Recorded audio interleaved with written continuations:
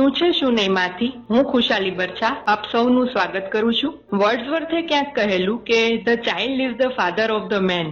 મતલબ કે વ્યક્તિની બાળપણની આદતો અને વર્તન તેના વ્યક્તિત્વને ઘડે છે. અને મને લાગે છે કે જો બાળક વાંચનની આદત બાળપણથી જ પાડે તો મોટા થતા એની સાહિત્યમાં રુચિ વધે અને એનો અંતે સર્વાંગી વિકાસ પણ થાય. એટલા માટે આજે આપણી સાથે સાહિત્ય એકેડમી નેશનલ દ્વારા બાળ સાહિત્ય માટે પુરસ્કૃત શ્રી કિરીટભાઈ ગોસ્વામી વાત કરશે, જેઓ એક સારા કવિ તો છે જ પણ ઉમદા બાળ સાહિત્યકાર પણ છે. So Kiritbhai, welcome to our channel. કેમ છો? બસ મજામાં. આપ કેમ છો? નમસ્કાર. નમસ્કાર, મજામાં. અચ્છા, મારે એ જાણવું છે કે બાળકો માટે વાર્તા સર્જતી વખતે શું ધ્યાનમાં રાખવું જોઈએ? બાળકો માટે જયારે આપણે લખીએ છીએ ત્યારે એ વાર્તા હોય કે બાળ ગીત હોય, તો બાળ ગીત કે બાળ વાર્તાનું સૌથી પહેલું અગત્યનું પાસું છે એ એની ભાષા છે. બાળકોને તરત જ સમજાય અને બાળકોની જે ભાષા છે એમાં બાળ સાહિત્યકાર જે લખનાર છે એને વાર્તા કે ગીત છે એ લખવું પડે છે. એટલે બાળકની ભાષા છે આત્મસાત કરવી પડે છે. બીજું પાસું છે વિષય. કાં તો તમે એક પરંપરાથી આપણે પશુ પંખીઓ કે બાળકોની એ બધી વસ્તુઓ નજીક છે, પ્રકૃતિના જે બધા તત્વો છે, અને બીજું સમયની સાથે જે બદલાવ આવે છે એ બધા વિષયો છે, નવા ઉપકરણો છે, ગેજેટ છે જે બાળકો વાપરે છે એ બધા, તો એ વિષયો છે એમાં ભણવાના છે. ત્રીજું છે કે એમાં કોઈ નિષેધાત્મક વાત છે એ બાળકને નો ટચ કરે એ ધ્યાનમાં રાખવાની છે. બાળ સાહિત્ય એ વાર્તા હોય કે કાવ્ય હોય એ બહુ ઉપદેશાત્મક ન બને, બોધપ્રદ ના બને. એના બદલે એ સમજી અને એનો આનંદ પ્રાપ્ત કરી શકે. આવી કેટલીક જે બાબતો છે એ ખાસ બાળ ગીત કે બાળ વાર્તા કે બાળ સાહિત્ય લખતી વખતે સર્જકે ધ્યાનમાં રાખવી જોઈએ. તો બહુ સંશોધનનો વિષય છે, બરાબર ને? હા જી, ચોક્કસ. અને વોલ્ટ ડિઝનીના પાત્રોની જેમ આપણી પાસે પણ ઘણા એવા પાત્રો છે કે જે બાળકોના માનસપટ પર છવાઈ જાય. તો આપણા ગુજરાતી પાત્રો પણ બધી પેઢીમાં અમર બને એના માટે સાહિત્યના ક્ષેત્રે શું થવું જરૂરી છે? વાત બિલકુલ સાચી છે અને આ વાત આપણે અવારનવાર સાંભળીએ છીએ કે આપણી પાસે બહુ જૂના જે બધા પાત્રો છે, આપણા જૂના બાળ સાહિત્યકારોએ જે આપણને કેટલાક પાત્રો છે એને અમર જે તે સમયમાં કરેલા, ની પેઢીમાં એ પાત્રો વાંચન ઘટવાને કારણે આપણે એને ત્યાં સુધી નથી પહોંચાડી શક્યા. તો એના મારી પાસે બે જવાબ છે. એક તો આપણી પાસે જે પરંપરાથી કે જે જૂના પાત્રો છે એ બધા જ બહુ જ સારા છે, બાળકોને ગમે એમ છે. પણ જ્યાં સુધી મારો મત છે કે દર પેઢીએ બાળકો બદલાય છે.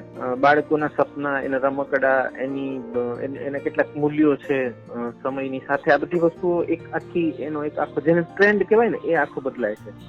એટલે હવે આપણી પાસે જે તમે કહ્યું એ પ્રમાણે જે બધા પાત્રો છે એ બધા પાત્રોનું નવીનીકરણ કરવું પડે. આજના સમયને અનુરૂપ એને ઢાળવા પડે, જેને આપણે મોડિફાય કરવું એવું કહીએ છીએ. તો આ પ્રકારે જો એ પાત્રોને આપણે આજના સમયને અનુરૂપ ઢાળીએ તો એ મને લાગે છે કે આજના બાળકો એને તરત સ્વીકારશે. જૂના સ્વરૂપમાં કદાચ ના સ્વીકારી શકે એવી મને એવી શંકા લાગે છે. બીજું જે કોમિક્સ છે, અંગ્રેજીના પાત્રો છે, આપણી પાસે અંગ્રેજી જે બધી સાહિત્ય છે કે ફિલ્મો છે, આ બધું બાળકોથી માંડી અને મોટા બધાને એક સાથે એક સરખું જ ગમે છે. તો આપણી ભાષામાં એવું સતત ક્યાંક ને ક્યાંક નવું પણ લખાતું હોવું જોઈએ. આપણે જે રીતે વાર્તાઓ કે આ તે કરીએ છીએ એમાં કંઈક ઉમેરણ આ પ્રકારનું થયું. જેમ કે મેં હમણાં એક ચૂંચું નગરમાં માઉસ એવી એક વાર્તા છે, સળંગ લાંબી વાર્તા છે, એ મૂકી છે. તો જે તમે ડિઝનીની કે વાત કરી એમાં મેં ચૂઈ એવો એક ઉંદર છે, એનું એક કેરેક્ટર છે એ મૂક્યું છે, એ પાત્ર છે મૂક્યું છે. અને એ પુસ્તક છે એ બાળકોને બહુ ગમ્યું છે. હમણાં હજી તો બે જ મહિના થયા છે, બહુ બધા સારા એના પ્રતિભાવ મળ્યા. તો ઓવરઓલ મને એવું લાગે છે કે સમયને અનુરૂપ આપણે જૂના પાત્રો છે ને એને મોડિફાય કરીએ અને બાળકોની સામે મૂકીએ કે સમાજની સામે મૂકીએ તો બધાને એક સરખું એક ગમશે. એના એક સ્વરૂપમાં કદાચ બાળકો ન સ્વીકારે એવું બની શકે. ઓકે. અને આ નવીનીકરણ વાત સાચી છે, એ થવું જ જોઈએ. અને મારે એ જાણવું છે કે પુસ્તક વિશે તમે થોડું જણાવશો અમને? ચૂંચું નગરમાં માઉસ એ એક તો સળંગ એક બાળ કથા છે, બાળ વાર્તા છે. એમાં છે ને એક ઓબ્જેક્ટ છે, પર્યાવરણનું જતન અને ઈ વેસ્ટ. આજે આખા વિશ્વમાં જે બહુ મોટી સમસ્યા છે ઇલેક્ટ્રોનિક વેસ્ટની, આજે આપણા કમ્પ્યુટરના માઉસ કે જે કંઈ કીપેડ કે આ તે બધું જે આપણે વાપરીને પછી ફેંકીએ છીએ, જેનો નાશ થતો નથી, મતલબ કે એ સંપૂર્ણપણે એનું કંઈ વિનાશ નથી થતો. તો એ જે આ પ્રકારની વસ્તુ છે એ નાના જે જીવો છે, મેં એક ઉંદરોની આખી દુનિયા લીધી છે અને એ દુનિયામાં માઉસ છે. હા એ જાય તો માઉસ વર્સિસ માઉસ, અને પછી શું થાય? હા. ઉંદરોનું એક આખું જગત છે, એમાં એક માઉસ આપણે જે ફેંકેલો છે, વેસ્ટ છે, અને પછી બહુ બધા માઉસ છે ત્યાં જાય છે. તો ઉંદરોની સાથે ઉંદરો, માઉસ વર્સિસ માઉસ, અને શું થાય એની એક આખી રસપ્રદ વાત છે, એ એમાં મૂકી છે. અને એમ કરીને બાળકોને ઈ વેસ્ટ ની આજની જે સળગતી સમસ્યા છે એ સમજાવવાનો કથાના માધ્યમથી, અને એનું રાઇટિંગ મેં એવું રાખ્યું છે કે બાળકોને તો આકર્ષે જ, કે બાળકો માટે લખવો એ મારો ઝોન છે, પણ એ બધાને, મોટાઓને પણ એ ગમે, અને મોટાઓ પણ એને એક જેને નવલકથા કહી શકાય એ રીતે લે, ભલે નાની એવી છે પણ એનો આનંદ છે એ પ્રાપ્ત કરી શકે. એટલે આ ચૂંચું નગરમાં માઉસ છે એના દ્વારા કંઈક લખવામાં, લેખનમાં પણ કંઈક થોડો પ્રયોગ છે મેં કર્યો છે, અને વિષયમાં પણ કંઈક પ્રયોગ કર્યો છે. બેસ્ટ વિશિસ તમને આ પુસ્તક માટે. અરે ખૂબ ખૂબ આભાર. અને મારે તમારી પાસેથી શિક્ષણ પદ્ધતિ અંતર્ગત પણ માર્ગદર્શન લેવું છે, તો બાળકો માટે શિક્ષણની કેવી પદ્ધતિ હોવી જોઈએ એ કહેશો? ચોક્કસ. શિક્ષણની પદ્ધતિ, આપણે વાતો, આપણી પાસે બહુ બધો વારસો છે, બહુ બધા ગ્રંથો છે, બહુ બધા વિચારકો છે, તો આપણે એમાં વાતો જયારે કરીએ છીએ ત્યારે શિક્ષણ આનંદપ્રદ હોવું જોઈએ. આપણું શિક્ષણ છે આનંદપ્રદ છે કે કેમ, એ માટે એક પ્રશ્નાર્થ ચિહ્ન છે. તમારો મત અથવા મારો આગ્રહ એવો છે કે શિક્ષણ છે એ પહેલી વસ્તુ કે આનંદપ્રદ હોવું જોઈએ. બાળકને જીવનની સાથે જોડે, જે જીવનમાં કઈ ઉપયોગી છે એ શિક્ષણમાં હોય, જે જીવનમાં કઈ કામ આવવાનું નથી એ શિક્ષણમાં હોય, તો એ શું કામનું? માત્ર પરીક્ષા કે માત્ર માર્ક્સ કે નંબર એ બધું કઈ સર્વસ્વ નથી. શિક્ષણ શાસ્ત્રીઓના વિચારો છે એ બહુ ઉમદા છે, પણ આપણું આજનું જે વર્તમાન શિક્ષણ છે એમાં એ પૂરેપૂરા એપ્લાય થાય છે, તો એ પણ એક પ્રશ્ન છે. તો મારો મત એવો છે કે શિક્ષકો છે અને વિદ્યાર્થી છે એ બેની વચ્ચે આજે બહુ મોટી ગેપ થઈ ગઈ છે. એક સમય એવો હતો કે ગુરુ અને શિષ્ય, અર્જુન અને દ્રોણાચાર્ય જેમ હતા, કે આપણા ઘણા બધા એવા ગુરુઓ છે કે જે શિષ્યોના નામથી ઓળખાતા હતા. આજે આપણે હવે એ પણ જોવું પડશે કે શિક્ષણ પ્રથામાં શિક્ષક છે એ સરકાર નો ગુલામ બની ગયો હોય.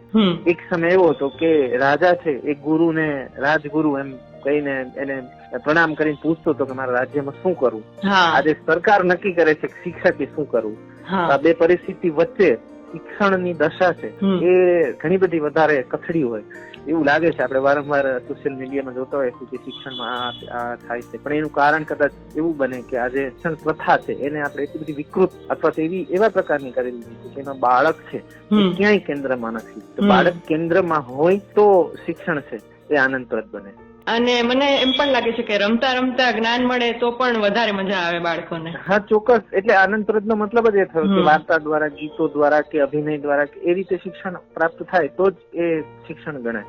અને મને યાદ આવે છે કે તોતો ચાંદ છે પેલી બુક ટેટ્સુકોની, તો એ રીતે પણ આપણે શિક્ષણ જગતમાં ક્રાંતિ લાવી શકીએ એવું હું ફીલ કરું છું. ના ના ચોક્કસ. કારણ કે મેં તમને કહ્યું ને કે આપણી પાસે વિચારો છે, વિચારકો છે, આવા ઘણા બધા આદર્શો છે, આદર્શ લખાયેલા પુસ્તકો છે, પણ આપણે શિક્ષણ પ્રથામાં એનું કેટલું એપ્લિકેશન, કેટલી હદે એને આપણે અનુસરીએ છીએ એ મોટો પ્રશ્ન થાય છે. અને લાસ્ટમાં મારે એ જાણવું છે કે તમને સાહિત્ય એકેડેમીનો એવોર્ડ મળેલો ત્યારે કેવું લાગેલું? એવોર્ડ મળે એટલે અને આવડો મોટો રાષ્ટ્રીય એવોર્ડ મળે એટલે આનંદ થાય જ. એટલે સહજ રીતે બહુ જ આનંદ થયો. પણ વિશેષ આનંદ એ થયો કે અત્યાર સુધીમાં સૌથી ગુજરાતી ભાષામાં સૌથી નાની ઉંમરનો હું છું કે જેને આ એવોર્ડ મળ્યો.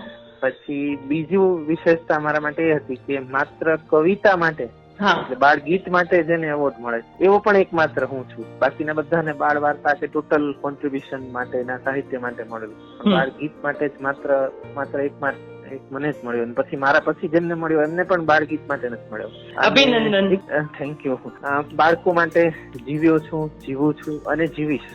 એટલે આ પ્રકારનું એક રાષ્ટ્રીય સન્માન છે આપણને પ્રાપ્ત થાય તો એનો અઢળક આનંદ છે એ પ્રાપ્ત થાય.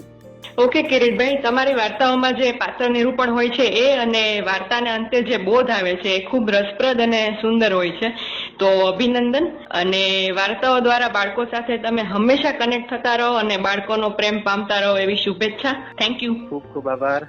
તો હું ફરીથી નવી કોઈ વાત, નવા કોઈ વ્યક્તિ સાથે શું છે શું નહીંમાં હાજર થઈશ. ત્યાં સુધી આવજો. શું છે શું નહીં.